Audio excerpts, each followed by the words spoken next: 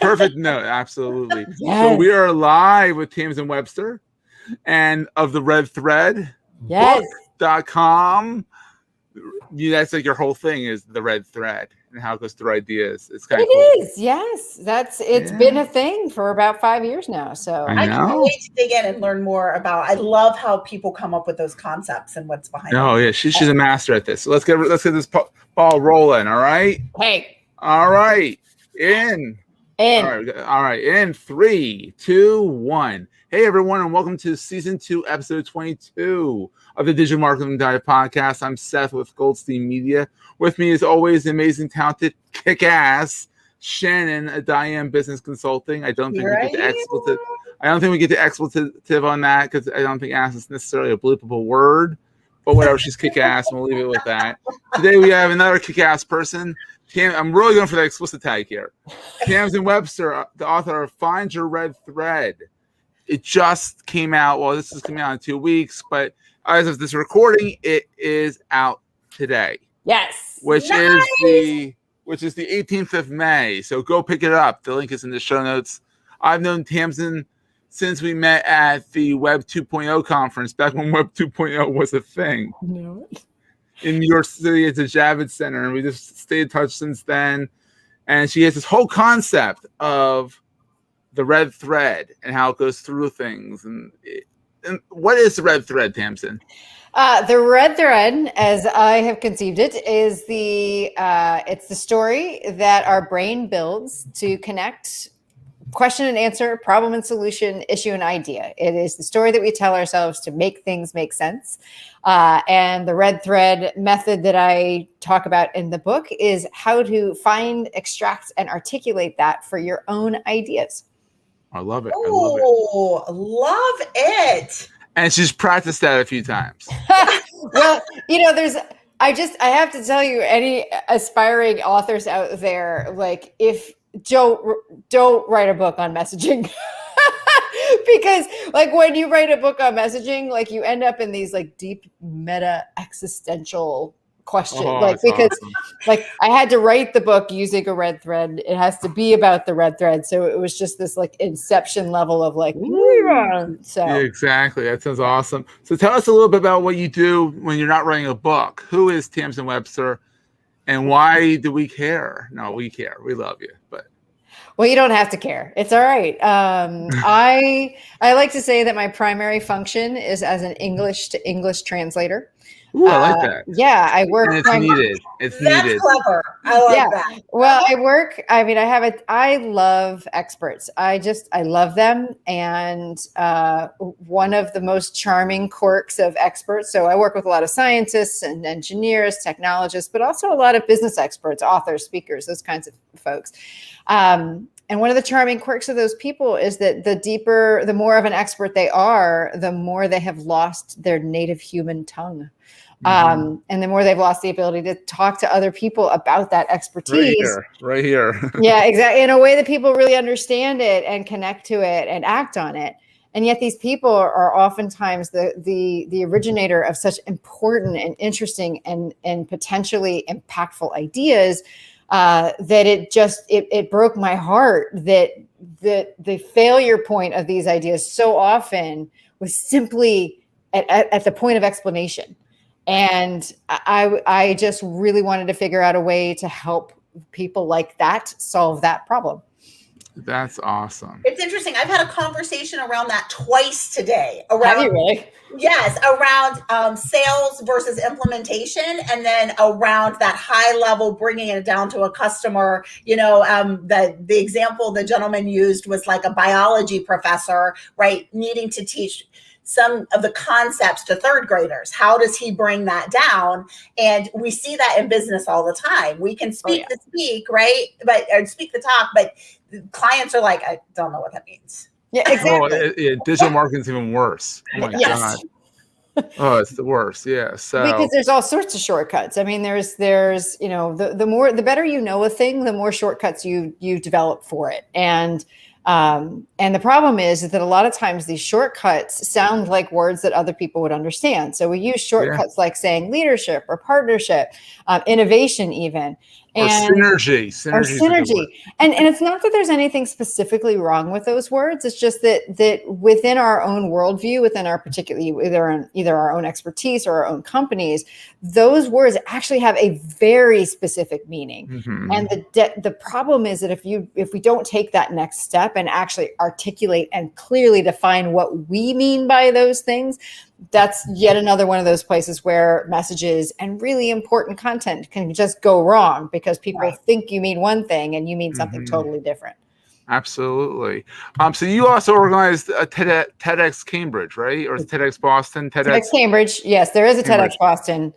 That's not mine. I know it's very confusing. I live in Boston. It's TEDx Cambridge for a long time. TEDx Cambridge, actually, the event was actually in Boston. We're not to make it confusing at all. No. You also spoke at it too, right? No, I spoke at TEDx Wilmington Women. More confusing. Yeah, I know. It's just, which that was in Delaware. There's Wilmington, Delaware. Yeah, the Wilmington, Delaware one. Yes. But yes, I was the executive producer for TEDx Cambridge for about 4 or 5 years. I took a year or two off as I was building my business. And then they asked me back about 2 years ago to come back. And now the role they created for me is something we call the idea strategist. So it's perfect for you.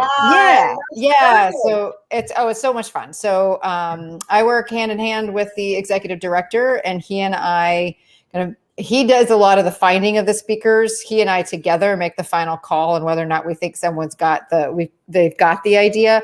And then together, and following the same process that the book is all about, we help them kind of extract the most powerful angle on that idea and outline their talk. And then from there, they go over to writing coaches and et cetera. But I love being there right at the beginning of really helping them shape like what aspect of the idea are they talking about, and what's the way to, what is the most powerful way that we can put it out there, so that not only the speaker connects to it, but the audience does too.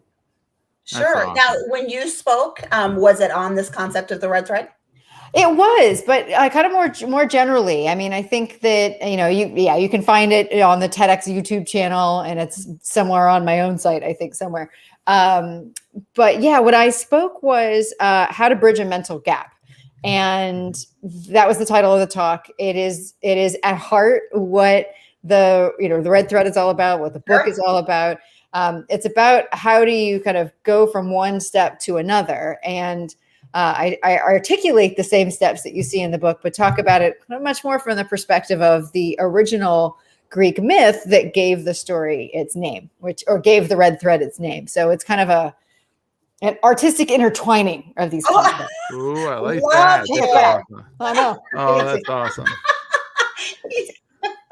That's great. On the website, you say that the best ideas aren't found, they're built. Can you go a little bit more into that? Like, how do you build an idea per se? Well, we do it all the time. So Jared Zaltman, who's a Harvard business professor, says that 95% of our decision making is unconscious. And I think it's probably more accurate, if you go deep in all of this, to actually say it's pre-conscious. And what's happening all the time is that our brains are taking new information, and we are building these stories to make them make sense. This is why this happened.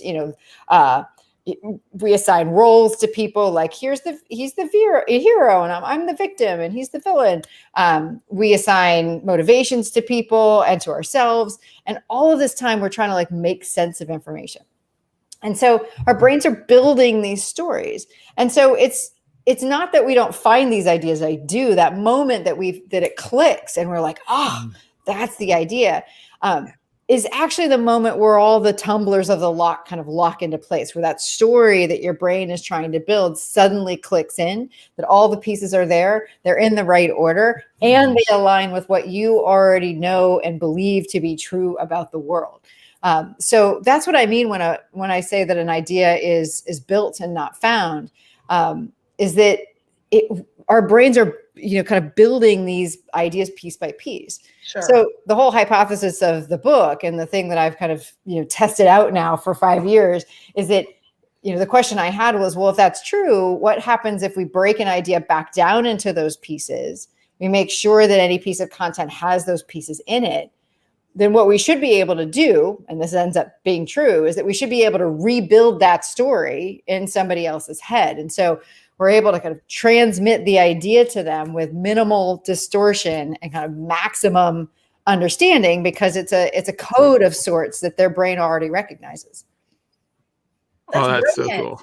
I love that, because I think so often, you're absolutely right. We build those ideas in our head, but then when we we assume that the people are thinking the exact same way that we are, right? So when we go to relay that message and what that looks like to us, we don't necessarily think to put it in pieces where they can take it and put it together like we do. We just throw a bunch of pieces at them and hope that they put it together appropriately. Right. And we put a bunch of pieces that are like expert pieces. They're the pieces of kind of living in expert town wherever we are. And we forget that, when we first talk to somebody who doesn't know our idea, who doesn't have the same expertise, who's not from the same industry, all sorts of things, we forget that, like, we're trying to give them turn by turn navigation around our idea, why it makes sense, how it works, why it's awesome. They don't even know what continent you're on. Yeah. Right. I actually have a beautiful story about this. I was explaining what we do to someone the other day, my company, Diane Business, and I go through my whole spiel, and they stop me at the end, and they're like, 1, I don't know what fractional work is, and 2, I don't know what white labeling is. And it occurred to me, I went through that whole spiel, and they got hung up on 2 words that they have no idea what they meant. And those pieces mean a lot, right? In that message. Yeah. I mean, I was having a conversation with one of my startup clients earlier this week, and we were having this conversation, and she's like, "Oh my gosh," she's like, "I totally understand where I've gone wrong." She's like, "These folks." She's like, the folks that I'm talking to, they're just trying to find people jobs. And here I am talking about sustainability and clean energy. And they're like, what are you? We're just trying to find people jobs. Yeah. And that's exactly it. It doesn't mean that you can't draw them a map from where they are to where you are. Mm-hmm. But it's our responsibility as idea makers, as communicators, as digital marketers, to make sure that we are starting where they are, right? Mm-hmm. Like, because how good would your turn-by-turn directions are to say, well, I'm going to walk backwards from where I am right now, like, and just follow it in reverse. Like, you couldn't, that's not a map that anybody can follow. Right. So what we have to do is do it the way that we know works, which is to say, okay, you're here. let me show you how to get where I am from where you are. Right. That's awesome. The whole idea of the red thread has always, like, I've been following your trajectory since we've met, and the whole idea of the red thread it's just so fascinating to me. It's just how there is a thread through an idea and just figuring out where it leads you. And then my brain, like, the red thread's like this, all over the place, and it's straightening it out, making it more logical. That's always interesting to do. Well, it's about finding, I mean, I'm a big fan of efficiency. Like, if I had to summarize, like, my worldview in a proverb, it would be like that a stitch in time saves 9. So, and a lot of that was shaped by kind of that early work at TEDx Cambridge, because you don't have a lot of time. So how do you take somebody's entire career's worth of research in a lot of cases and boil it down to like 10 to 18 minutes? And you don't have time to wander all over the place. The book is full of proverbs. They relate to something in the book that I call truth statements. But one of the ones that I've found that really speaks to the whole approach is that, the fool wanders, the wise man travels. And really trying to have this idea that the red thread is your guideline. It is like that map, that line you follow, that route you follow, to help make the journey for your audience as efficient and as effective as possible to your idea and why it's important. That's awesome. So what was it like writing a book? I asking authors this because it's Yeah, tell us about that process and what it did to you emotionally and the whole physical process. I avoided it for a really long time. And it's I feel about it kind of how I feel about entrepreneurship and becoming, as my friend Jeffrey Shaw would say, a self-employed business owner, which I actually like better than entrepreneur. It took me a long time to become a self-employed business owner.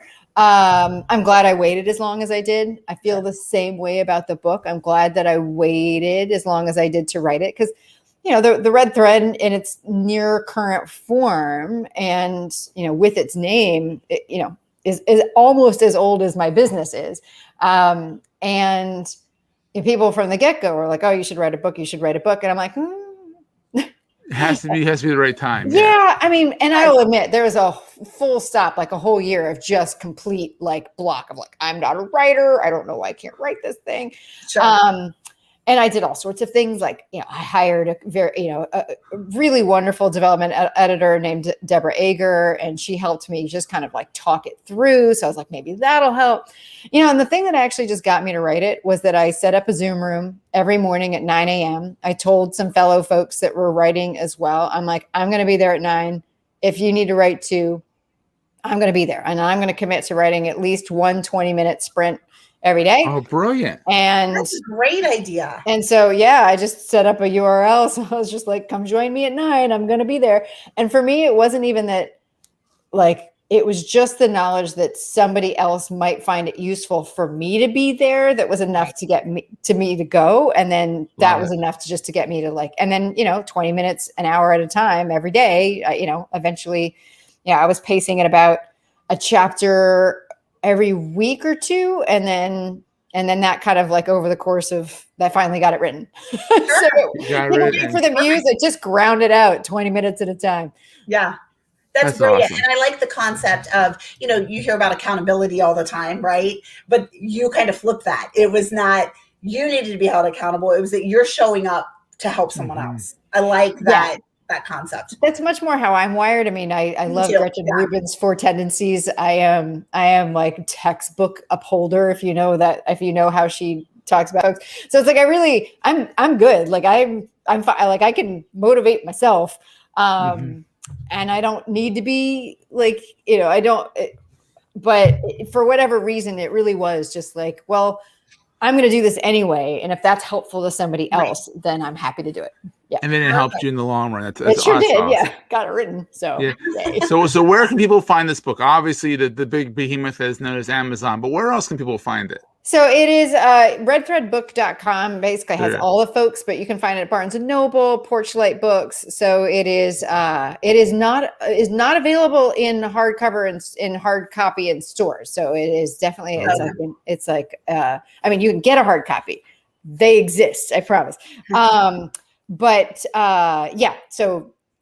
Barnes and Noble, Amazon, Porchlight Books is a way to order it from an independent, kind of. That's awesome. And go to redthreadbook.com. That's awesome. Yeah. So I put it all in the same place. And by the time this comes out, the pre-order goodies will be gone. But there are goodies if you let us know that you've bought the book and sent us an email about it. We're going to have some goodies up for people.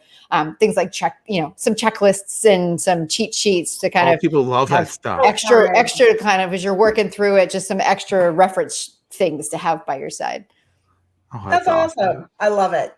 So is it a breath of fresh air? I mean, just kind of this release now that it's actually out there and making a difference, or is it not that big of a deal at this point? I mean, it's, we were joking before the call and I'm like, well, it's everyone's talks about birthing a book baby. And I'm like, having a baby, I've had 2, it's a little bit more definitive than writing a book.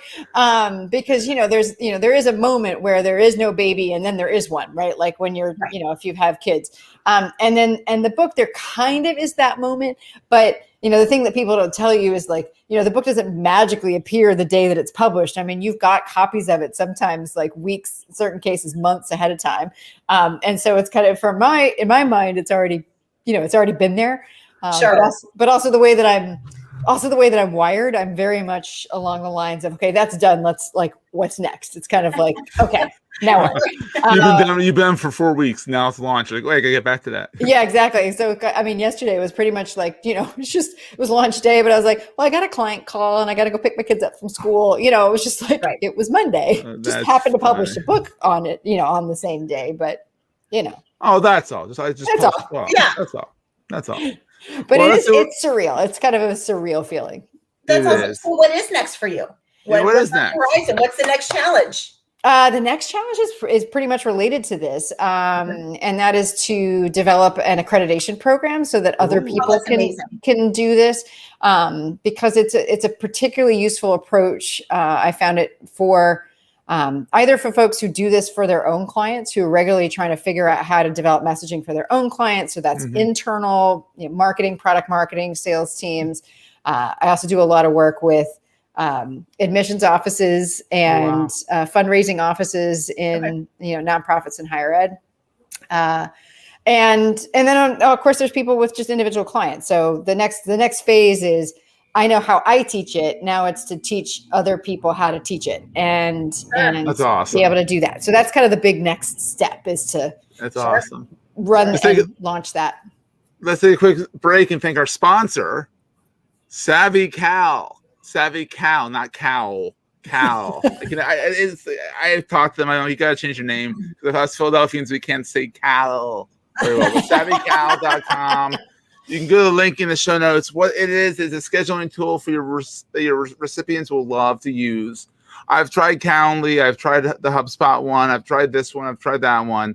This one superimposes your schedule on top of the other person's calendar. So you can actually click and find your spots where you can meet. It's brilliant. The link is in the show notes. Go check them out. We love Savvy Cow, not cow. Love it. Oh, absolutely. So Tamsen, this has been such a pleasure. I was fortunate that I got a little bit of an advance in the books. I got to read a little bit of it. It's fantastic. Thank you. My God, I love it. And now I can't wait to read it, hold it in my hands and read it. I'm like, yes. It is coming. I promise. No, it's in the mailbox. I guarantee you. Yes, Amazon said it's in the mailbox. I just couldn't get to the mailbox in time. So it does exist. This has been fun. Thank you so much for making some time for us. I know you're so busy. Course. Oh, I'm happy. No, this is the fun stuff. So I'm very much a situational extrovert. So it is. I like that, situational extrovert. Yeah, that is. I'm just an extrovert.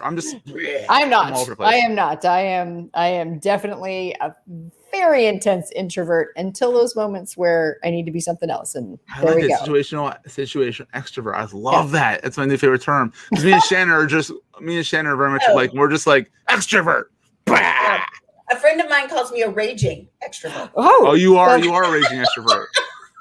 We need those in the world. You are important people. So we have a situational extrovert, we have a raging extrovert, and we have a extrovert that says, and that's That's all good. I can't wait to see the transcript for this podcast and see how they write. Anyhow, we want to thank everyone for coming out and watching us live. And if you haven't watched us live, we do these live most of the time on Tuesday nights. But Tamsen wanted it too, so we're happy to do it during the day. Thank you. And there's a nice little variety here, which is kind of nice. So if you're enjoying the show, we have a few more in this season before we take a much needed break, which is not really a break for either of us, but it's a break from the show so we can focus on the other stuff that we can't break from. But reach out to us on our Digital Marketing Dive channels. You can find us most places, Digital Marketing Dive. Twitter's a little smushed, but they have a character limit. Reach out to us at hello@digitalmarketingdive.com. You can find all of our links at dmd.fm. Give us a review on Apple, Podchaser, anywhere you can find a place to write a review for us, please do. And we will see you in 2 weeks. Bye.